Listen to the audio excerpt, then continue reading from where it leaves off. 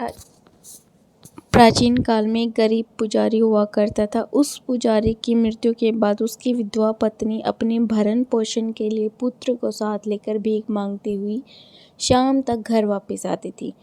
एक दिन उसकी मुलाकात विदर्भ देश के राजकुमार से हुई, जो कि अपने पिता की मृत्यु के बाद दर दर भटकने लगा था। उसकी यह हालत पुजारी की पत्नी से देखी नहीं गई।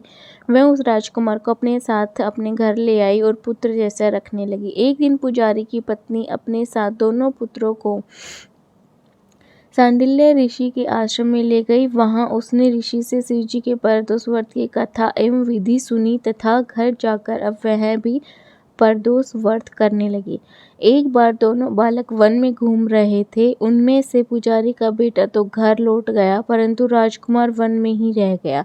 उस राजकुमार ने गंधर्व कन्याओं को क्रीड़ा करते हुए देखा तो उनसे बात करने लगा। उस कन्या का नाम अंशुमति था। उस दिन वह राजकुमार घर देरी से लौटा। राजकुमार दूसरे दिन फिर से उसी जगह पहुंचा जहां अंशुमति अपने माता पिता से बात कर रही थी।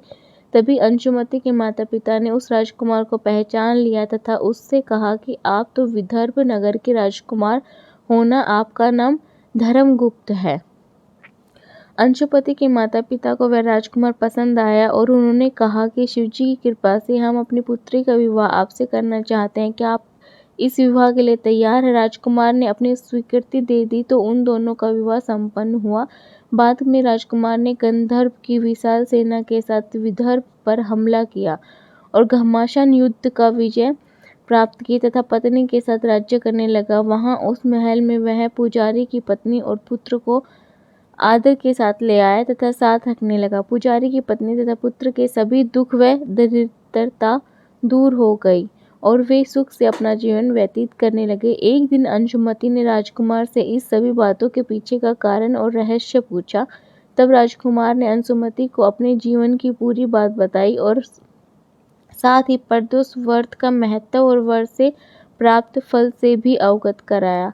उस दिन से प्रदोष व्रत की प्रतिष्ठा व महत्व बढ़ गया तथा मान्यता अनुसार लोग वह व्रत करने लगे। कई जगहों पर अपनी श्रद्धा के अनुसार स्त्री पुरुष दोनों की यह व्रत करते हैं। इस व्रत को करने से मनुष्य के सभी कष्ट और पाप नष्ट हो जाते हैं एवं मनुष्य को अभीष्ट की प्राप्ति होती है।